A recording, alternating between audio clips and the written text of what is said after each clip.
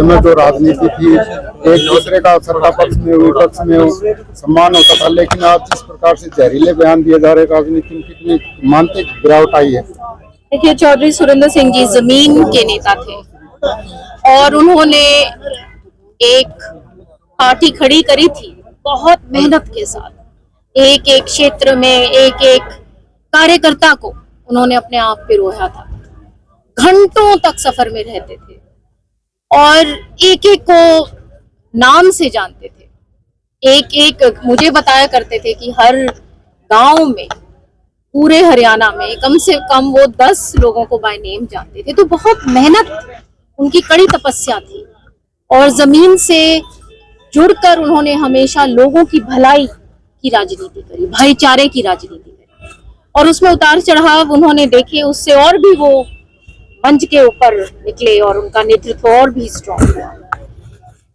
ये जो वो दौर था, उसमें हम उस दौर को हमेशा याद रखते हैं, क्योंकि राजनीति का आप मुद्दों की लड़ाई लड़ो, लोगों की लड़ाई लड़ो। अभी भी आज आप हाल में देख रहे हैं कि बिहार में एक तरफा चुनाव एनडीए ने जीता है और उससे पहले आप देखिए कि किस प्रकार से कांग्रेस पार्टी बातें कर रही थी कि वोट चोरी हो गई, मुद्दे से बिल्कुल ही दूर। ना तो इनके पास कोई नीति थी, ना नेता जमीन पे थे। सिर्फ बात आज इनके लिए दुर्भाग्य की बात है कि सिंगल डिजिट में आके खड़े हो गए। तो ये मैस लीडर्स जो हैं, जो आज के दिन आप देखेंगे कि किस प्रकार से प्रधानमंत्री जी के लिए एक कितना लगाव है लोगों, स्टेट आफ्टर स्टेट, चाहे लोकल लीडरशिप हो, चाहे नीतीश जी की पॉपुलैरिटी हो, और ये अलग अलग योजनाएं जब आप देखिए कि महिला मतदाता कितना इम्पोर्टेंट मतदाता है।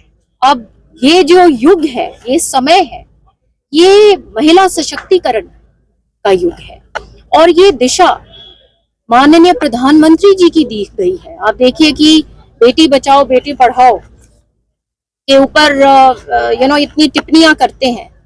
किसी ने ये बात पहले सोची भी थी क्या? हरियाणा का कहाँ नंबर आया करता था जहाँ पे लिंग अनुपात की जब बात हुआ करती थी? कहाँ से शुरुआत करते करते कितना डिस्टेंस हमने तय किया है।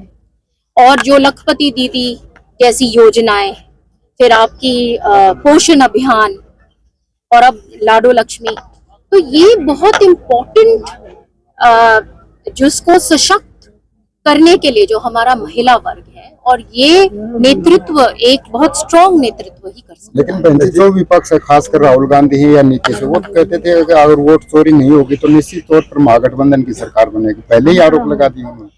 देखिए, एक तो बाहर खड़े होके आप किसी भी और अन्य प्रदेश में या विदेश में जाके कोई भी बातें कर लीजिए, ग्राउंड पे वो स्टेट ने दिया है ना। अब उन्होंने हरियाणा के लिए ये सब बोला।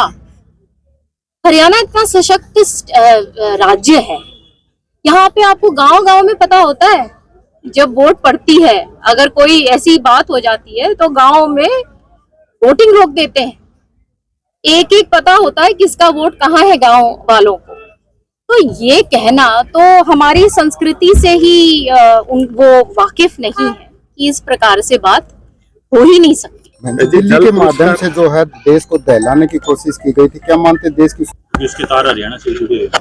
देखिए, माननीय प्रधानमंत्री जी ने, ये वो प्रधानमंत्री हैं जिसने ऑपरेशन सिंदूर किया है और आप इस चीज से बिल्कुल ही ये तय है कि जो परपेट्रेटर्स हैं इस क्राइम के, उनको कड़ी सी कड़ी सजा मिलेगी। अगर पुरस्कारों को लेकर क्या कहेंगे? हरियाणा को मिले हैं, क्या कैसे कार्य हुए हैं जो अभी राष्ट्रीय स्तर पर? ये बहुत बड़ा एक हमारे प्रदेश के लिए बहुत बड़ी बात है। मैं माननीय चीफ मिनिस्टर साहब का धन्यवाद करती हूँ, माननीय मनोहर लाल जी का धन्यवाद करती हूँ, जिन्होंने एक मार्गदर्शन इस डिपार्टमेंट को भी दिया और उसके कारण ये लगातार मेहनत होती रही। और चाहे ग्राउंड वाटर रिचार्जिंग की बात हो या अन्य प्रोजेक्ट्स की बात हो, तो हमारा प्रदेश तीसरे नंबर पे आया है और मेहनत करेंगे और कोशिश करेंगे कि आगे इससे और अच्छा पुरस्कार लेके आए। हरियाणा कांग्रेस के बाद में कांग्रेस छोटी है। आगे देखिएगा, अभी 4 साल बाकी हैं, अभी तो बहुत लोग छोड़ेंगे, कांग्रेस रहेगी ही नहीं। बहन जी, अगर बात करें जो कांग्रेस के प्रदेश अध्यक्ष, वो कहते हैं कि सीएलयू सिटी कांड का केस उन पर शुरू कर दिया। अब नेता प्रतिपक्ष कह रहे हैं कि मानेसर लैंड का जो केस उनका था उस पर सुनवाई नहीं हो रही, तो क्या वो कहते हैं कि राजनीतिक द्वेष भावना रखते बीजेपी?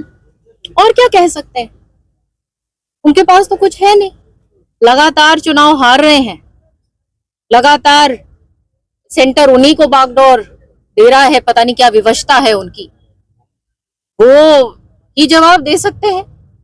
सब जानते हैं कि किस तरीके से उनके ऊपर जो भी एलिगेशंस हैं, सब पता है कि उनके कार्यकाल में किस प्रकार से काम होगा। धन्यवाद।